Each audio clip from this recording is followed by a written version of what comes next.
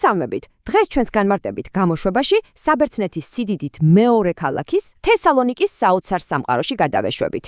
იცით, ეს არ არის უბრალოდ ძველი ქალაქი. ეს არის ცოცხალი ისტორია, სადაც ანტიკური ნანგრევები და თანამედროვე კაფეები ერთმანეთს ისე ბუნებრივად ერწყმის, რომ გაოცებას ვერ დამალავთ. მოკლედ, დავიწყოთ ჩვენი მოგზაურობა. მოდით პირდაპირ ერთი დაუჯერებელი ფაქტით დავიწყოთ. წარმოიდგინეთ, დილით სამსახურში მიდიხართ და თქვენი ჩვეულებრივი მარშრუტი 1500 წლის წინანდელ ბიზანტიურ ქუჩაზე გადის. წარმოუდგენელია, არა?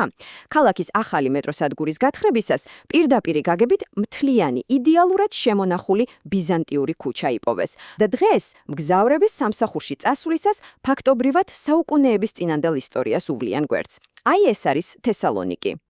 ამ ყველაფერში კარგად გასარკვევად, ჩვენ ქალაქის ისტორიას ფენა-ფენა მივყვებით. ვნახავთ პირველი ფენების ქალაქს, მეორე რომაულ და ბიზანტიურ საოცრებებს, მესამე როგორ იქცა ის კულტურათა გზაჯვარედინად, მეოთხე რატომაა ის საბერძნეთის კულინარიული დედაქალაქი და ბოლოს მეხუთე თანამედროვე ურბანულ გამოცდილებას. მაშასე, დავიწყოთ პირველი ნაწილით. თესალონიკი, როგორც ფენების ქალაქი. იცით, ყველაზე ზუსტი სიტყვა ამ ქალაქის აღსაწერად არის პალიმფსესტი. ეს ნიშნავს, რომ უძველესი ფენები, სადღაც შუშის მიღმა კი არ არის გამოკეტილი, არა, ისინი პირდაპირ იმ ქუჩების ქვეშეა ჩამარხული და გადახლართული, რომლებზეც დღეს ჩვენ დავდივართ. ანუ, ისტორია ფიზიკურად თქვენს ფერხქვეშაა. ეს ფაქტობრივად ერთი დიდი ცოცხალი მუზეუმია. და ეს კიდევ უფრო ნათელი ხდება, როცა იმპერიების თავბრუდამხვევ ქრონოლოგიას უყურებთ. დაფიქრდით. ძველი წელთაღრიცხვით 315 წელი, ელინისტური ეპოქა. შემდეგ რომაელები მოდიან, მერე ბიზანტიის იმპერია. 1420-ში ოსმალეთის მმართველობა იწყება და ბოლოს 1912 წლიდან თანამედროვე საბერძნეთის სახელმწიფო. და აქ მთავარი ის კი არაა, რომ უბრალოდ ერთმანეთი ჩაანაცვლეს. არამედ თითოეულმა მათგანმა თავისი კულტურა და არქიტექტურა ზუსტად წინამორბედის ფუნდამენტზე დააშენა. ეს გავს უზარმაზარ ისტორიულ თავსათეხს. გადავიდეთ მეორე ნაწილზე და ვნახოთ ის კონკრეტული რომაული და ბიზანტიური საოცრებები, რომლებმაც ამ ქარტეხილებს გაუძლეს.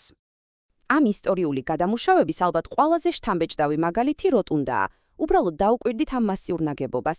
თავდაპირველად რომაული მავზოლეუმი ან წარმართული ტაძარი იყო, მერე ბიზანტიელებმა საკათედრო ტაძრად აქციეს, ოსმალებმა მეჩეთად და მინარეთიც მიადგეს.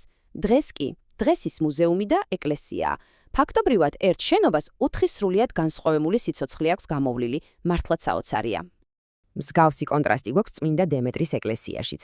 ზემოდან რო შეხედავთ, ულამაზესი ნათელი ტაძარია, რომელიც სხვათა შორის 1917 წლის ხანძრის მერე აღადგინეს. მაგრამ იატაკის ქვეშ იქ სრულიად განსხვავებული ბნელი სამყაროა. წარმოიდგინეთ, ჩადიხართ მიწისქვეშა კრიპტაში და ზუსტად იმ ძველ რომაულ აბანოებში ხვდებით, სადაც ქალაქის ფარველი წმინდანი აწამეს. მოკლედ, ემოციურად ძალიან ძლიერი ადგილია. და რაც ყველაზე სასაცილოა, მშენებლებისთვის ალბათ ტრაგედია იყო, მაგრამ მაინც. 1960-იან წლებში ქალაქის ცენტრში სასამართლოს აშენება უნდოდათ. დაიწყეს საძირკვლის თხრა და ბომ! სრულიად შემთხვევით მთლიან რომაულ ფორუმს წააწყდნენ, თავისი თეატრითა და აბანოებით. ეს კიდევ ერთხელ ამტკიცებს იმას, რომ ამ ქალაქში ნიჩაბს მიწაში ვერ ჩაარჭობ, ისე რომ რამე უძველეს და გრანდიოზულს არ გამოხრა ხელი. ახლა კი მესამე ნაწილი. როგორ იქცა ეს ყველაფერი კულტურათა დიდ გზაჯვარედინად? მაგალითად, ავიღოთ ქალაქის მთავარი სიმბოლო, თეთრი კოშკი. იცით, სინამდვილეში მას ძალიან ბნელი წარსული აქვს. ოსმალების დროს ის საშინელი ციხე და წამების ადგილი იყო. მას სისხლის კოშკსაც კი ეძახდნენ. მერე კი მოხდა ისე, რომ ერთ-ერთმა პატიმარმა საკუთარი თავისუფლების სანაცვლოდ კოშკი ფიზიკურად მთლიანად თეთრად შეღება.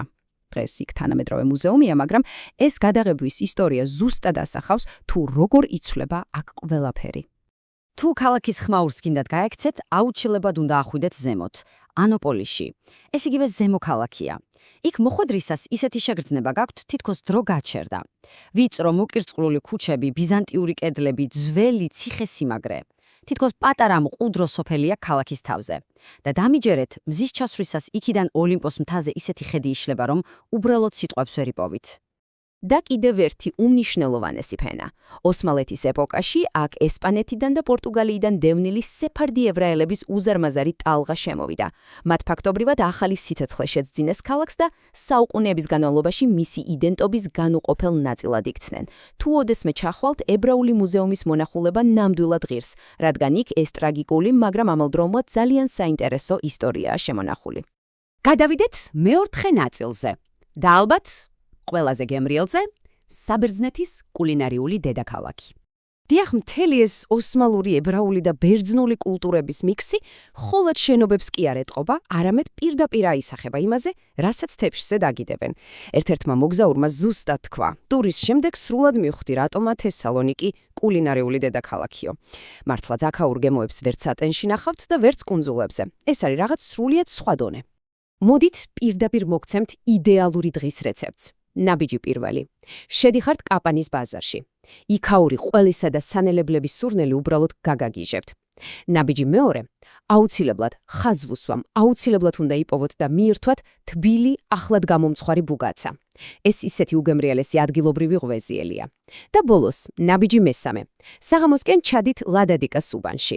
ოდესღაც სავაჭრო ცენტრი იყო, ახლა კი ფერადი ბარებითა და რესტორნებითაა სავსე.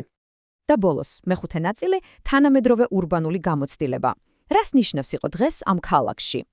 იმ ბევრი საჭმლის მერე სეირნობა ნამდვილად დაგჭირდებათ და ამისთვის იდეალური ადგილი აქვთ. წარმოიდგინეთ 5 კილომეტრიანი უწყვეტი თანამედროვე ზღვისპირა პრომენადი.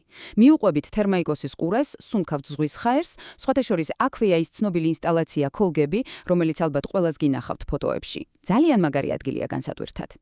ოღონდ, სანამ ბილეთებს იყიდით, ორიოდე პრაქტიკული რჩევა მაქვს. პირველი, აეროპორტში შეიძლება უცებ ტაქსების გაფიცვა დაგხვდეთ, საბერძნეთი ამ ხდება ხოლმე. ამიტომ დაიმახსოვრეთ 01X ავტობუსი. ძალიან იაფია და პირდაპირ ცენტრში მიგიყვანთ. და მეორე, მართალია ხმელთაშუა ზღვა, მაგრამ ზამტარში სანაპიროზე ისეთი მატყუარა, გამყინვარი ქარი იცის, ასე რომ თბილი ქურთუკი აუცილებლად ჩააგდეთ ჩემოდანში. სეირნობისას კი აუცილებლად მოხვდებით არისტოტელეს მოედანზე. ეს ფაქტობრივად ქალაქის მფეთქავი გულია. იცით რა არის საინტერესო?